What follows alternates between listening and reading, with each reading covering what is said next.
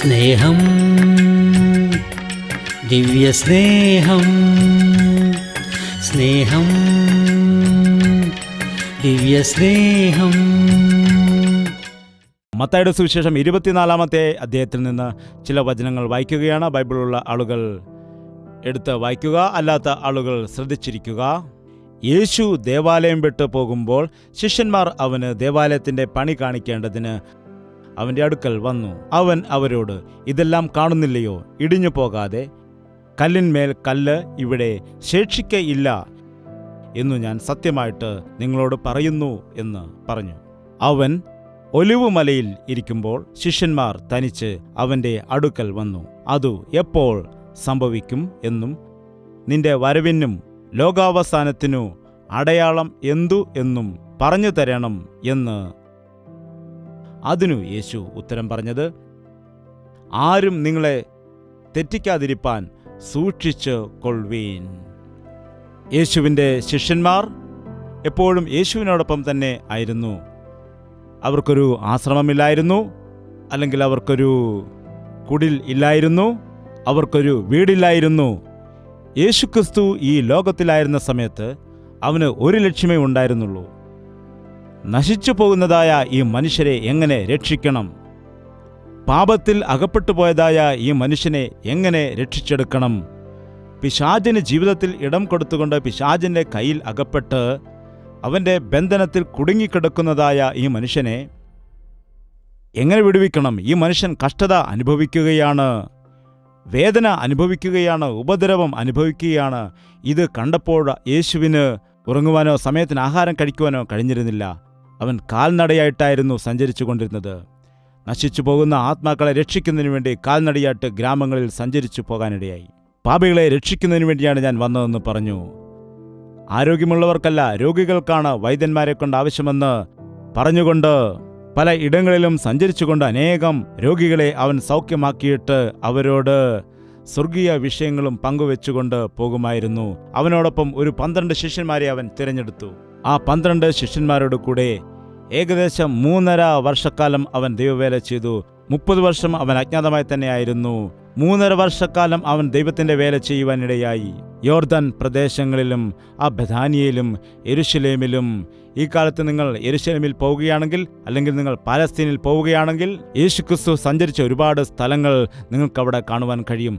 അതെല്ലാം കാണുമ്പോൾ വളരെ കുറച്ച് സമയം മാത്രമായിരുന്നു, കുറച്ചിടങ്ങളിൽ മാത്രമായിരുന്നു അവൻ വേല ചെയ്തത് എന്ന് നമുക്ക് കാണുവാൻ കഴിയും. അതുപോലെ ഇന്നത്തെ സുവിശേഷകരെ പോലെ, ഇന്റർനാഷണൽ സുവിശേഷകരെ പോലെ ഈ പട്ടണത്തിൽ നിന്ന് ആ പട്ടണത്തിലേക്കും, ഈ രാജ്യത്തിൽ നിന്ന് ആ രാജ്യത്തിലേക്ക്, അങ്ങനെ ഒരുപാട് രാജ്യങ്ങളിൽ സുവിശേഷം അറിയിച്ചു വന്നിരിക്കുന്നു എന്ന് ദൈവദാസന്മാർ പറയുന്നുണ്ട്. എന്നാൽ കേവലം ചെറിയ പ്രദേശങ്ങളിൽ മാത്രമാണ് അവൻ സഞ്ചരിച്ചത്.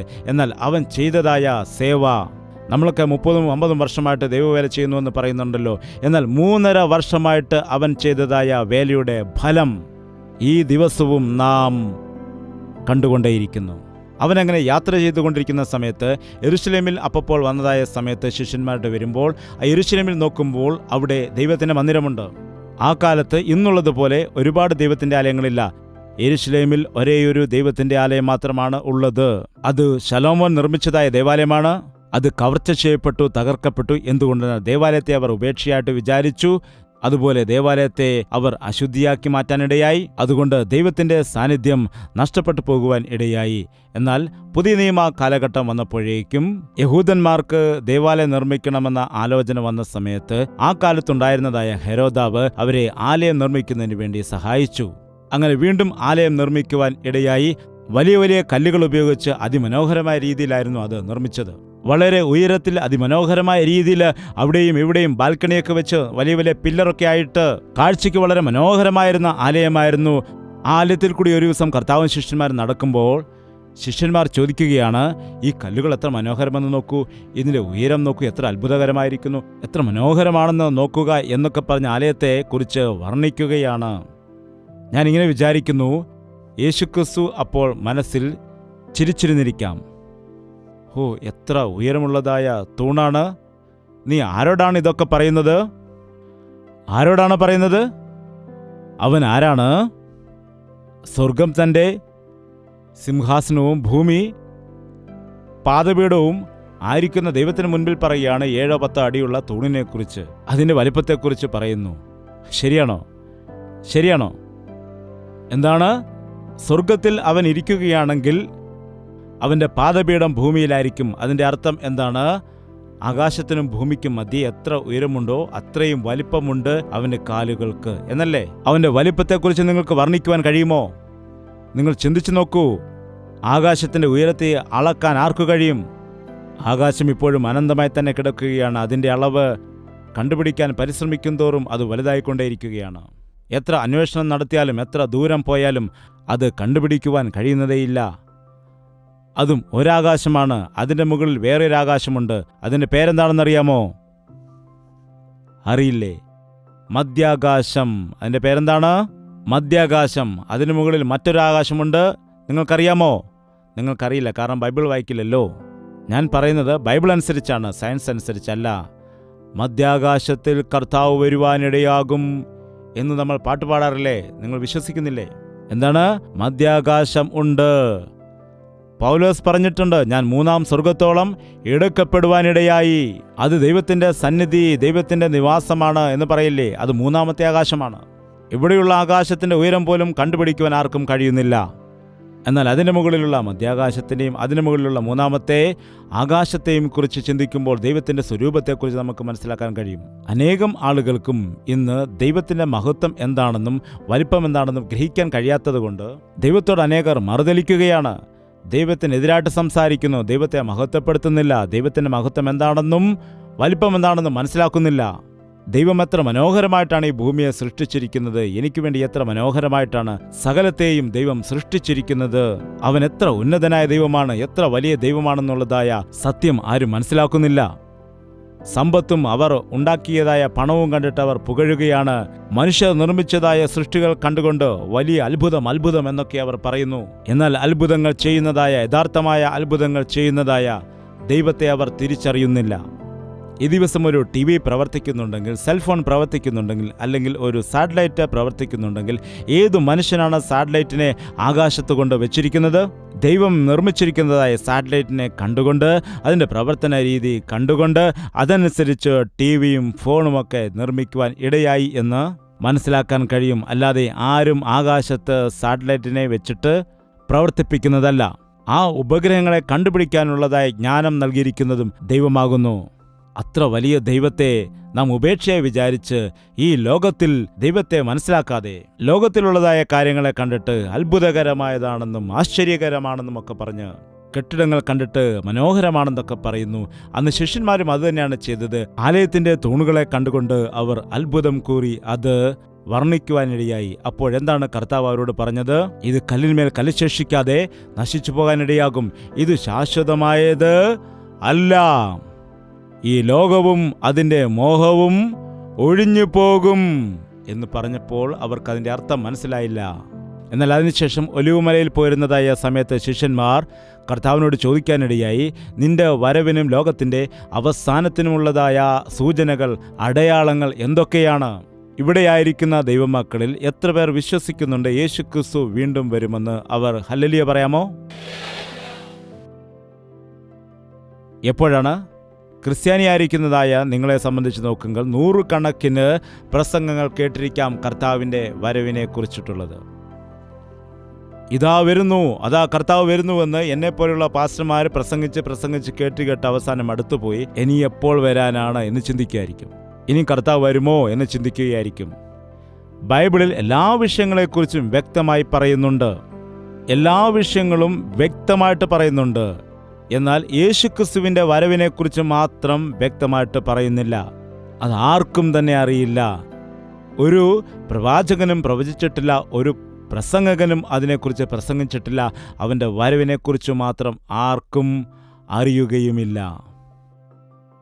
ഇന്ന ദിവസം യേശുക്രിസ്തു വരുമെന്ന് ഞങ്ങൾക്ക് അറിയാമെന്ന് ചിലർ പറഞ്ഞിട്ട് നമ്മുടെ തമിഴ്നാട്ടിലും അതുപോലെ കൊറിയയിലും ചില കൂട്ടങ്ങളുണ്ട്. യേശുക്രിസ്തു വരാൻ പോവുകയാണ്, നിങ്ങളുടെ പണം നിങ്ങൾ തന്നെ ചെലവഴിച്ച് തീർക്കുക, നിങ്ങളുടെ വസ്തുവെല്ലാം വിറ്റിട്ട് ഉള്ള പണവും കൊണ്ട് വരിക, നമുക്ക് ഒരുമിച്ച് ഒരു മലയിൽ കയറിപ്പോയിരുന്ന് പ്രാർത്ഥിക്കാം, കർത്താവ് വരുമ്പോൾ ആദ്യം നമുക്ക് കയറിപ്പോകാം.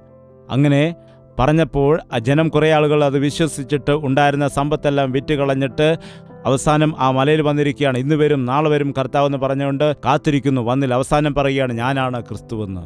ആരാണ്? ആ പ്രസംഗകൻ തന്നെയാണെന്ന്. ഞാനാകുന്നു ക്രിസ്തു.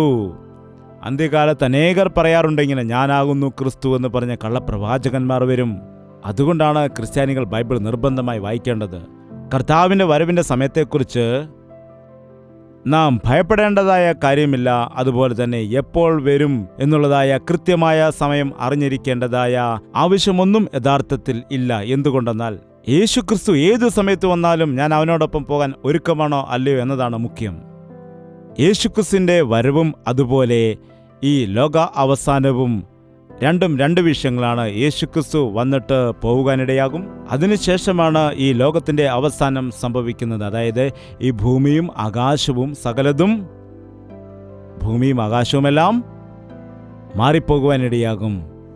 എന്തൊക്കെയാണ് പറയുന്നത്? ആകാശവും ഭൂമിയും. പഞ്ചഭൂതങ്ങളെന്ന് പറയുമ്പോൾ വായു, വെള്ളം, അഗ്നി, ഇവയെല്ലാം പഞ്ചഭൂതങ്ങൾ കൊടും മുഴക്കത്തോടുകൂടി ഒഴിഞ്ഞു പോകാനിടയാകും. അപ്പോൾ നിന്റെ സമ്പാദ്യമൊന്നും അവിടെ കാണില്ല. നീ വാങ്ങിച്ച പുതിയ കാർ അവിടെ കാണില്ല. നീ നിർമ്മിച്ച വലിയ ഭവനമൊന്നും അവിടെ കാണില്ല. ഒന്നും കാണില്ല. സകലതും നശിച്ചു പോകും. എന്നാൽ ഇന്നുള്ള മനുഷ്യൻ അതിനെക്കുറിച്ച് ചിന്തിക്കുന്നില്ല. ലോകത്തിൻ്റെ അവസാനം എപ്പോഴാണ്? യേശുവിൻ്റെ വരവ് എപ്പോഴായിരിക്കും? കർത്താവിൻ്റെ വരവ് എപ്പോഴായിരിക്കും ഉണ്ടാകുന്നത്? അതിനെക്കുറിച്ച് ഒരുപാട് പേർ കേട്ട് ഇപ്പോഴവർക്ക് അതിനെക്കുറിച്ച് യാതൊരു വിധമായ ദാഹവുമില്ല, ആഗ്രഹവും ഇല്ലാതായിരിക്കുന്നു. വരുമ്പോൾ കാണാം എന്ന രീതിയിലാണ് അവർ ചിന്തിച്ചുകൊണ്ടേയിരിക്കുന്നത്. എന്നാൽ നിങ്ങൾ നനയ്ക്കാത്ത സമയത്ത്, നിങ്ങൾ ഉറക്കത്തിലായിരിക്കുമ്പോൾ, നിങ്ങൾ ലൗകിക കാര്യത്തിൽ അകപ്പെട്ട് നിൽക്കുമ്പോൾ, നിങ്ങൾ ലോകകാര്യത്തിൽ മുഴുകിയിരിക്കുമ്പോൾ കള്ളൻ വരുന്നത് പോലെ അവൻ വരുവാനിടയാകും. അപ്പോൾ നിങ്ങൾക്ക് അയ്യോ കഷ്ടം, നിങ്ങൾ ഒരുക്കത്തോടെ ആയിരിക്കുക എന്ന് ദൈവത്തിൻ്റെ വചനം പറയുന്നു. കർത്താവ് എപ്പോൾ വരുമെന്ന് നമുക്ക് അറിയില്ല. എന്നാൽ ചില അടയാളങ്ങൾ പറഞ്ഞിട്ടുണ്ട്. അവൻ്റെ വരവിൻ്റെ സമയത്ത് ഇത് സംഭവിക്കും. എന്താണെന്ന് വെച്ചാൽ, ഒന്നാമതായിട്ട് അവൻ പറയുന്നു, നിങ്ങളെ ആരും തന്നെ വഞ്ചിച്ചു കളയാതിരിപ്പാൻ നിങ്ങൾ സൂക്ഷിക്കുക എന്ന്. നോക്കൂ, നാം കൂട്ടായ്മയിലിരിക്കുന്ന സമയത്ത് ദൈവദാസന്റെ മുൻപിലല്ല ഇരിക്കുന്നത്, അതുപോലെ ഒരു പബ്ലിക് മീറ്റിങ്ങിലല്ല ഇരിക്കുന്നത്. എത്ര പേർക്കറിയാം എവിടെയാണെന്ന്? ഞാൻ ദൈവത്തിൻ്റെ സന്നിധിയിൽ ഇരിക്കുന്നുവെന്ന് വിശ്വസിക്കുന്നവർ ഹല്ലേലൂയ പറയുക. അതായത് ഞാൻ ഇവിടെ ഇരിക്കുമ്പോൾ, നമ്മളിവിടെ ആയിരിക്കുമ്പോൾ നമ്മുടെ മധ്യേ ആരുണ്ട്? ദൈവം വസിക്കുന്നുണ്ട്. ആ ദൈവം നമ്മുടെ മധ്യേയുണ്ട്. അവൻ നിങ്ങളെ കാണുന്നുണ്ട്. പാസ്റ്ററായിരിക്കുന്ന എനിക്ക് നിങ്ങളുടെ മുഖമേ കാണാൻ കഴിയില്ല. എന്നാൽ ദൈവം ഇവിടെ ഇരുന്നു കൊണ്ട് എന്താണ് നോക്കുന്നത്? നിങ്ങളുടെ ഹൃദയത്തിലേക്ക് നോക്കുകയാണ്, നിങ്ങളുടെ മനസ്സിലേക്ക് നോക്കുകയാണ്. ശീമോൻ യേശുവിനെ വിരുന്നു കൊടുക്കുവാനിടയായി. തൻ്റെ ഭവനത്തിൽ തൻ്റെ കുഷ്ഠരോഗം മാറിയതിൻ്റെ സന്തോഷത്തിൽ യേശുവിനെ ശിഷ്യന്മാരെ വിളിച്ച് വിരുന്നു കൊടുക്കാനിടയായി. ആ സമയത്ത് യേശു ഇരിക്കുന്നതായ സമയത്ത് പാപിനിയായ ഒരു സ്ത്രീ വന്നിട്ട് തൻ്റെ തലമുടി കൊണ്ട് യേശുവിൻ്റെ പാദം തുടയ്ക്കുകയാണ്. അപ്പോൾ ശീമോന് എന്താണ് മനസ്സിൽ വിചാരിച്ചത്? അയ്യോ, അവളെന്തിനാണ് ഇങ്ങോട്ട് വന്നത്? ഇതാ കർത്താവിൻ്റെ അടുക്കൽ വന്നിട്ട് പാദങ്ങൾ തുടയ്ക്കുന്നു. യേശുവിന് അറിയാൻ കഴിയില്ലേ? യേശു പ്രവാചകനല്ലേ? ഈ സ്ത്രീയെ ഇറക്കി വിടേണ്ടതല്ലേ എന്ന് ശിമോൻ മനസ്സിൽ വിചാരിക്കുമ്പോൾ കർത്താവ് പറയുകയാണ്, ശിമോനെ, നീ ആ സ്ത്രീയെ നോക്കിക്കൊണ്ടിരിക്കുകയാണോ? നിന്നോട് എനിക്കൊരു കാര്യം പറയാനുണ്ട് എന്ന് പറഞ്ഞിട്ട് അവൻ്റെ ഹൃദയ രഹസ്യങ്ങൾ വെളിപ്പെടുത്തുവാനിടയായി. എത്രയോ തവണ കർത്താവ് പരീശന്മാരോടും ശാസ്ത്രിമാരോടുമൊക്കെ സംസാരിക്കുമ്പോൾ അവരുടെ ചിന്തകളെ വിവേചിച്ച് പറയുവാനിടയായി. അതുപോലെ തന്നെ നാം ഇവിടെ ഇരിക്കുമ്പോൾ നിങ്ങളുടെ ഹൃദയത്തിലുള്ളതായ വിചാരങ്ങളെ, നിങ്ങളുടെ ചിന്തകളെ വ്യക്തമായിട്ട് അറിയുന്നവനായ കർത്താവാണ് നമ്മുടെ കർത്താവ്. നിങ്ങളുടെ ആവശ്യങ്ങൾക്കനുസരിച്ച് മറുപടി നൽകുന്നതിന് വേണ്ടി ദൈവദാസന്മാരുടെ നാവിനെ ഉപയോഗിച്ചുകൊണ്ട് നിങ്ങളോടുള്ള ആലോചനകളെ പങ്കുവയ്ക്കുവാനും ദൈവം മതിയായവനാണ്. അങ്ങനെയുള്ള കൂട്ടായ്മയാണ് ഉണർവിൻ്റെ കൂട്ടായ്മ. അല്ലാതെ വെറും പേരിന് വേണ്ടിയുള്ളതല്ല, തമാശ കാണിക്കുന്നതല്ല. മനുഷ്യൻ മണ്ണുകൊണ്ട് വീടുണ്ടാക്കുമ്പോൾ പ്രവാചകന്മാർ സിമെന്റ് പൂശുമെന്നാണ് പറയുന്നത്. എന്താണ്? മണ്ണുകൊണ്ടൊരു വീടുണ്ടാക്കിയിട്ട് അതിൻ്റെ ചുറ്റും സിമെന്റ് പൂശുകയാണെങ്കിൽ എന്താണ് സംഭവിക്കാറുള്ളത്? വലിയൊരു കാറ്റ് വരുന്ന സമയത്ത് എല്ലാം കൂടെ ഇടിഞ്ഞു പൊളിഞ്ഞു വീഴാനിടയാകും, ബലം ഇല്ലാത്തത് കൊണ്ട്. ഇന്നുള്ളതായ മനുഷ്യർ അവരുടെ ജീവിതത്തിൽ വിശ്വാസം കുറവായതുകൊണ്ട്, ആത്മീയ ബലം ഇല്ലാത്തതുകൊണ്ട്, ജീവിതത്തിൽ വിശ്വാസത്തിൻ്റെ അടിസ്ഥാനമില്ലാത്തതുകൊണ്ട് അവരുടെ ആത്മീയ ജീവിതത്തിൽ വളരെ ബലഹീനരായിട്ട് കാണപ്പെടുന്നു. യേശുക്രിസ്തു ഇവിടെ പറയുകയാണ്, നിങ്ങൾ വഞ്ചിതരാകാതിരിക്കാൻ സൂക്ഷിക്കുക. ശ്രദ്ധിക്കുക, ഞാൻ എൻ്റെ ജീവിതത്തിൽ വഞ്ചിക്കപ്പെടുവാൻ ഇടയായി, കബളിപ്പിക്കപ്പെടുവാൻ ഇടയായി. അത് പണം സംബന്ധിച്ച് ആയിരിക്കാം, ജോലി സംബന്ധിച്ചായിരിക്കാം. വഞ്ചിക്കപ്പെട്ടവർ, വഞ്ചിച്ചവരല്ല, വഞ്ചിച്ച ആളുകളുമുണ്ട് നമ്മുടെ ഇടയിൽ അനേകം ആളുകൾ. അവരെക്കുറിച്ചല്ല ഞാൻ പറയുന്നത്. വഞ്ചിച്ചവരുമുണ്ട്. വഞ്ചിച്ചവരായതുകൊണ്ട് അവർക്കും വഞ്ചന പകരം ലഭിക്കുവാൻ ഇടയാകും. മനുഷ്യർ എന്താണോ വിതയ്ക്കുന്നത് അത് തന്നെ കൊയ്യും. എന്നാൽ ഇന്ന് അനേകം ആളുകളുണ്ട് വ്യക്തമായിട്ടുള്ള ദൈവിക വചനത്തിന്മേൽ ഗ്രാഹ്യമില്ലാത്ത ആളുകൾ. പ്രാർത്ഥന. കർത്താവേ, നിനക്ക് സ്തോത്രം കരയറ്റുകയാണ്. ഈ സമയത്ത് നിന്റെ സന്നിധിയിൽ എഴുന്നേറ്റ് നിന്ന് ഞങ്ങൾ പ്രാർത്ഥിക്കുന്നു. ഇതാ എൻ്റെ ജീവിതം നിന്റെ കരങ്ങളിലേക്ക് സമർപ്പിക്കുകയാണ്. എന്നെ നീ വില കൊടുത്ത് വാങ്ങിയതായിരിക്കുന്നത് കൊണ്ട് എൻ്റെ ശരീരം കൊണ്ട് ഞാൻ നിന്നെ മഹത്വപ്പെടുത്തുവാനിടയാകും എന്ന് പറഞ്ഞ് പ്രാർത്ഥിക്കുന്ന എല്ലാ വ്യക്തികളെയും നീ ഇന്ന് ദർശിക്കുമാറാകണമേ. എല്ലാവിധമായ പാപബന്ധനത്തിൽ നിന്നും, എല്ലാവിധമായ പിശാചിന്റെ തന്ത്രങ്ങളിൽ നിന്ന് നസറേയനായ യേശുക്രിസ്തുവിന്റെ നാമത്തിൽ നിന്റെ മക്കളെ വിടുവിച്ചെടുക്കുകയാണ് ദൈവമേ. ദുഷ്ടന്റെ തന്ത്രങ്ങളെയെല്ലാം, അന്ധകാരത്തിന്റെ വ്യാപാരത്തെയെല്ലാം തകർത്തുകൊണ്ട് അവയെ ബന്ധിച്ചുകൊണ്ട് പരിശുദ്ധാത്മാവിന്റെ പ്രവൃത്തി ഇന്നിവിടെ നടത്തുമാറാകണമേ. ഞങ്ങളുടെ ഹൃദയത്തിലെ വേദനകളെ, ഹൃദയത്തിലെ ആഗ്രഹങ്ങളെ, ഞങ്ങളുടെ ഹൃദയത്തിലെ ഭാരങ്ങളെയെല്ലാം വ്യക്തമായിട്ട് അറിയുന്നതായ പ്രിയ കർത്താവേ, ഞങ്ങളുടെ ഹൃദയ വിചാരങ്ങളെ നന്നായി അറിയുന്നതായ കർത്താവേ, നിന്റെ പരിശുദ്ധാത്മാവിനെ ഞങ്ങളിലേക്ക് പകർന്നുകൊണ്ട് ഞങ്ങളുടെ ആവശ്യങ്ങളെ നിറവേറ്റണമേ അപ്പാ. ഉദരഫലമില്ലാതെ അനേകം ആളുകൾ ഭാരപ്പെടുന്നുണ്ട്. അവർക്ക് വേണ്ടി പ്രാർത്ഥിക്കുകയാണ്. മക്കൾ, യഹോവ നൽകുന്ന ദാനം ഉദരഫലം അവന്റെ പ്രതിഫലം ആകൊണ്ട് ഉദരഫലമില്ലാത്തവർക്ക് വേണ്ടി പ്രാർത്ഥിക്കുന്നു. യേശുവിന്റെ നാമത്തിൽ ഉദരഫലം നൽകണമേ. കടഭാരം വന്നിട്ട് ജീവിതത്തിൽ സമാധാനം നഷ്ടപ്പെട്ട്, ജോലിയില്ലാതെ ജീവിതത്തിൽ സമാധാനം നഷ്ടപ്പെട്ട്, അതുകൊണ്ട് ദൈവത്തിൽ നിന്ന് അകന്നുകൊണ്ട് തങ്ങൾക്കിഷ്ടമുള്ളതുപോലെ ജീവിക്കുന്നു എന്ന് പറയുന്ന ആളുകളെ ദർശിക്കണമേ. അവരുടെ ജീവിതത്തിൽ ദൈവിക അനുഗ്രഹങ്ങളും നന്മകളും നീ കൊടുക്കണമേ. പരിശുദ്ധാത്മാവിന്റെ വലിയ പ്രവൃത്തി അവരിലേക്ക് അയച്ച് പാപത്തിൽ നിന്ന് വിടുവിക്കുമാറാകണമേ. ദുഷ്ടന്റെ തന്ത്രങ്ങളിൽ നിന്ന് വിടുവിക്കുമാറാകണമേ. ദൈവത്തിന്റെ വലിയ കൃപ അവരുടെ മേൽ വ്യാപരിപ്പിക്കുമാറാകണമേ. ദുശ്ശീലം ഉപേക്ഷിക്കാൻ കഴിയാതെ, മദ്യപാനവും സിഗരറ്റ് വലി ഉപേക്ഷിക്കാൻ കഴിയാതെ, പുറമെ ഭക്തനാണെന്ന് ഭാവിച്ചുകൊണ്ട് ദൈവത്തിൽ നിന്ന് അകന്ന് ജീവിക്കുന്ന എല്ലാ വ്യക്തികളെയും ഇന്ന് നസറേയനായ യേശുക്രിസ്തുവിന്റെ അധികാരമുള്ള നാമത്തിൽ വിടുവിക്കുകയാണ് പിതാവേ. പിശാചിനോട് എതിർത്ത് നിൽപ്പിൻ, അപ്പോൾ അവൻ നിങ്ങളെ വിട്ട് ഓടിപ്പോകുമെന്ന വാഗ്ദത്ത വചനമനുസരിച്ചുകൊണ്ട് പിശാചിനെ എതിർത്ത് അവനെ ഓടിക്കുവാൻ കൃപ കൊടുക്കണമേ അപ്പ. നിന്റെ അഗ്നി വേലി കൊണ്ട് എല്ലാവരെയും സംരക്ഷിക്കണമേ. എല്ലാവരുടെയും ജീവിതത്തിലുള്ള പിശാചിന്റെ ബന്ധനങ്ങളെ അഴിച്ചു കളയണമേ. നിന്റെ അടിപ്പിണരുകളാൽ ഞങ്ങൾക്ക് സൗഖ്യം പ്രാപിക്കുമെന്നും ഞങ്ങൾക്ക് വേണ്ടി നീ ഉപദ്രവിക്കപ്പെടുവാനും നീ ദണ്ഡിക്കപ്പെടുവാനും ഇടയായി മരണത്തിന്റെ കയ്യിൽ നിന്ന് ഞങ്ങളെ വിടുവിച്ചു നീ മരണത്തെ ജയിച്ചവനായിരിക്കുന്നുവെന്നും നിന്നിൽ വിശ്വസിക്കുന്നവൻ ഒരു നാളും മരിക്കുകയില്ല, മരിച്ചാലും അവൻ ഉയർത്തെഴുന്നേൽക്കുമെന്ന് വിശ്വസിക്കുവാൻ ഞങ്ങളെ എല്ലാവരെയും നീ സഹായിക്കുമാറാകണമേ. ഈ ലോകത്തെയോ ലോകത്തിൽ ഉള്ളതിനെയോ ഒന്നും തന്നെ സ്നേഹിക്കുവാൻ പാടില്ല എന്ന ദൈവത്തിന്റെ വചനം മനസ്സിലാക്കാൻ സഹായിക്കണമേ. ദൈവത്തിന്റെ ഹിതം ചെയ്തുകൊണ്ട് നിത്യവും ജീവിക്കുവാൻ കൃപ നൽകുവാൻ ഞങ്ങളെ സഹായിക്കുമാറാകണമേ. ഞാൻ ഇന്ന് നിന്റെ ഭവനത്തിൽ പാർക്കുവാൻ ഇടയാകും എന്ന് അന്ന് സഖായിയോട് പറഞ്ഞതുപോലെ കർത്താവേ, ഞങ്ങളുടെ കൂടെ വന്ന് ഞങ്ങളുടെ കുടുംബത്തെ ശുദ്ധീകരിക്കുവാൻ നീ സഹായിക്കുമാറാകണമേ. ഞങ്ങളുടെ കുടുംബത്തിന് രക്ഷ നൽകുമാറാകണമേ. നിന്റെ ഹിതമാണെങ്കിൽ നിന്റെ വരവ് താമസിക്കുന്നുണ്ടെങ്കിൽ ഞങ്ങൾക്ക് വീണ്ടും ഒരുമിച്ച് കർത്താവിനെ സ്തുതിക്കുവാൻ സഹായിക്കണമെന്ന് യേശുക്രിസ്തുവിന്റെ നാമത്തിൽ അപേക്ഷിക്കുന്നു പിതാവേ. ആമേൻ. യേശുവേ യേശുവേ യേശുവേ യേശുവേ യേശുവേ യേശുവേ യേശുവേ യേശുവേ നിന്നെ നിന്നെ എന്നും ഞാൻ സേവിക്കും, നീ മാത്രം രാജാവെന്നും. നിന്നെ നിന്നെ എന്നും ഞാൻ സേവിക്കും, നീ മാത്രം രാജാവെന്നും.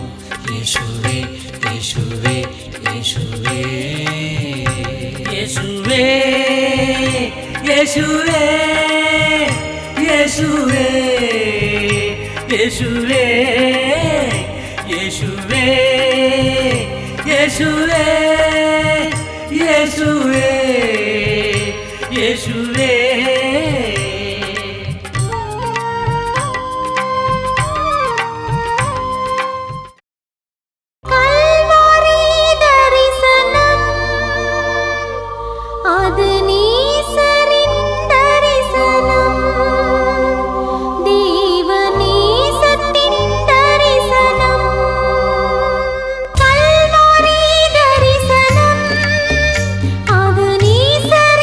ദർശനം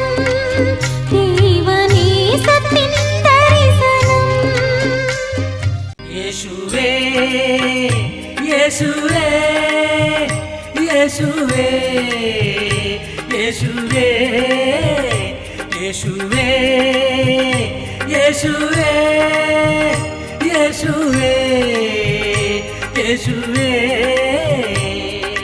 നിന്നെ നിന്നെ എന്നും ഞാൻ സേവിക്കും നീ മാത്രം രാജാവെന്നും നിന്നെ നിന്നെ എന്നും ഞാൻ സേവിക്കും നീ മാത്രം രാജാവെന്നും യേശുവേ യേശുവേ യേശുവേ യേശുവേ യേശുവേ യേശുവേ യേശുവേ യേശുവേ യേശുവേ യേശുവേ യേശുവേ യേശുവേ യേശുവേ യേശുവേ